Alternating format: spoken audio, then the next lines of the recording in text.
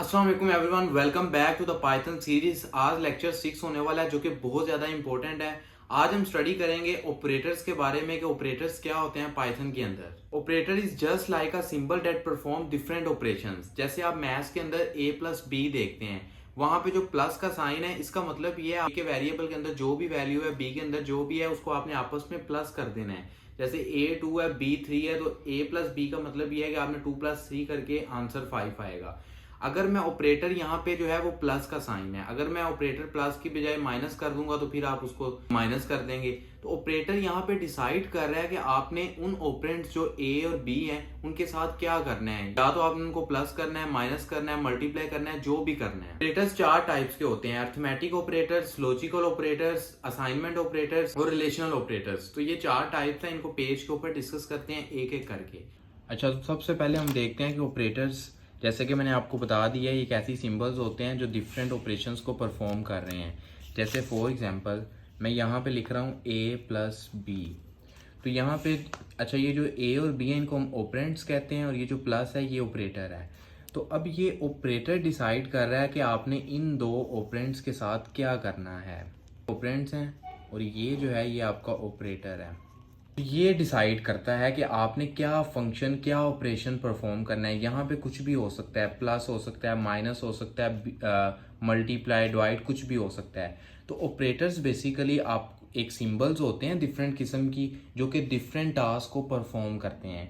तो इसकी 4 टाइप्स होती हैं: arithmetic operators, relational operators, assignment operators and logical operators. तो सबसे पहले हम बात करते हैं अर्थमेटिक ऑपरेटर्स क्या होते हैं। ये सारी साइंस अगर आ जाएंगी तो ये ऑपरेटर कौन से होंगे? Arithmetic operator. एग्जांपल मैं आपको वीएस कोड से भी दे देता हूँ। अब हम अपनी स्क्रीन पे चलते हैं और इसकी कुछ प्रॉब्लम्स को सॉल्व करते हैं। तो सबसे पहले आ जाता है अर्थमेटिक ऑपरेटर्स। इसमें जैसे कि मैंने आपको साइंस दिखा दी हैं तो वो वाली साइंस ही यूज़ होंगी। आप प्लस कर सकते हैं, माइनस कर सकते हैं, मल्टीप्लाई कर सकते हैं, डिवाइड कर सकते हैं। तो यहाँ पे मैं 2 वेरिएबल्स को डिक्लेयर कर लेता हूँ, जैसे a 5 है, b इज इक्वल टू भी 5 कर लेता हूँ। इनका सम बेसिकली मैं फाइंड करता हूँ a प्लस b। जब प्रिंट में मैं सम लिखूंगा और उसको रन करूंगा तो आपके सामने 10 आंसर आ जाएगा। अब यहीं तक ही नहीं है, आप इसको माइनस कर सकते हैं, greater than, less than, divide, कुछ भी करेंगे उसका आउटपुट आपको साथ साथ शो होता जाएगा, किसी किस्म का एरर नहीं आएगा। रिलेशनल ऑपरेटर्स, इसकी भी आप सिंबल्स देख सकते हैं, इज इक्वल टू। जैसे मैथ्स में अगर आप किसी भी नंबर को आपस में करते हैं तो आप लिखते हैं a is equal to b, लेकिन पाइथन है उसके अंदर इक्वल इक्वल टू आता है। तो वो भी मैं आपको मजीद एग्जांपल्स में आपको स्क्रीन पे देता हूँ। ये सारा not equal to, less than, greater than, ये सब कुछ आपको वहाँ पे समझाता हूँ। ओके, नेक्स्ट अभी हम आते हैं रिलेशनल ऑपरेटर्स की तरफ। सेम काम करेंगे, a को 5 कह देते हैं, कोई भी आप नंबर्स कह सकते हैं। b is equal to 7। Print में मैं लिखूंगा a equal equal to b है कि नहीं। ये बेसिकली चेक हो रहा है, जैसे मैथ्स में left hand side is equal to right hand side आती है। यहाँ पे इक्वल नहीं था तो वो फॉल्स आ जाएगा क्योंकि a 5 था, b 7 है। जो सेकंड लाइन मैंने लिखी है उसमें नॉट इक्वल टू मैंने लगाया क्योंकि यहाँ पे नॉट इक्वल नहीं था तो ये ट्रू हो जाएगा। और नॉट इक्वल की साइन लगाना कैसे है, वो आप शिफ्ट 1 दबाएंगे तो वो हो जाएगा। इसके बाद greater than, equal equal to, ये सारा कुछ आप चेक कर सकते हैं। आप इन ऑपरेटर्स की प्रैक्टिस करें, जैसे डिफरेंट मैंने ऑपरेटर्स को रन किया और उनके आंसर्स मुझे शो हो गए हैं। Next is assignment operators. ये वाली साइंस अगर आ जाएंगी तो वो कौन सा ऑपरेटर होगा? Assignment operator. ये सब चीज़ें आपको पता होनी चाहिए, ऑपरेटर कौन सा है ये सब आपको पता हो। असाइनमेंट का मतलब ये होता है कि आपने कोई ना कोई वैल्यू असाइन करनी है। तो अभी हम असाइनमेंट ऑपरेटर की भी थोड़ी सी प्रैक्टिस कर लेते हैं। इसमें मैंने आपको बताया था हम एक वैल्यू को असाइन करेंगे।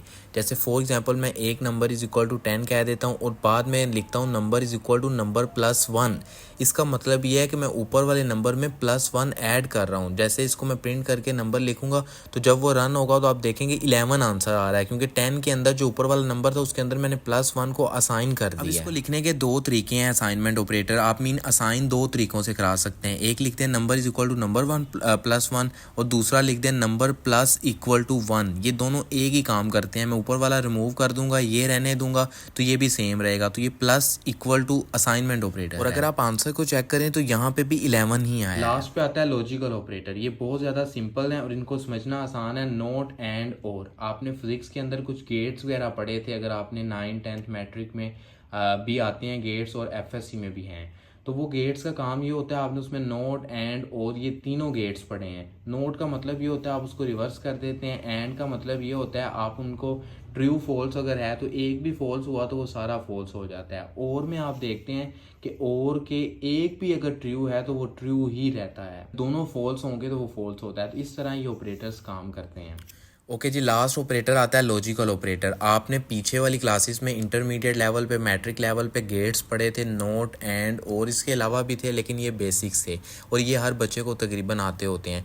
तो यही ऑपरेटर पाइथन में भी यूज़ होते हैं। आप इनको वैल्यूज़ असाइन करते हैं, जैसे ए फॉल्स है, बी ट्रू है। प्रिंट में आप नोट लगा के जब ए ग्रेटर देन बी लिखते हैं, लेकिन उसके लिए हमें वो वैल्यूज़ रखनी पड़ेंगी। तो मैं ए की वैल्यू रख देता हूँ, बी की वैल्यू।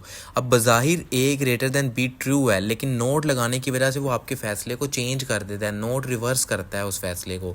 इस वजह से आंसर फॉल्स आएगा, ट्रू नहीं आएगा। नोट आपका ऐसा ऑपरेटर है जो भी डिसीजन होगा उसको रिवर्स करके देगा। यही गेट्स में आपने पढ़ा था, लेकिन जब मैं नोट को रिमूव करूँगा तो वो ट्रू ही आएगा।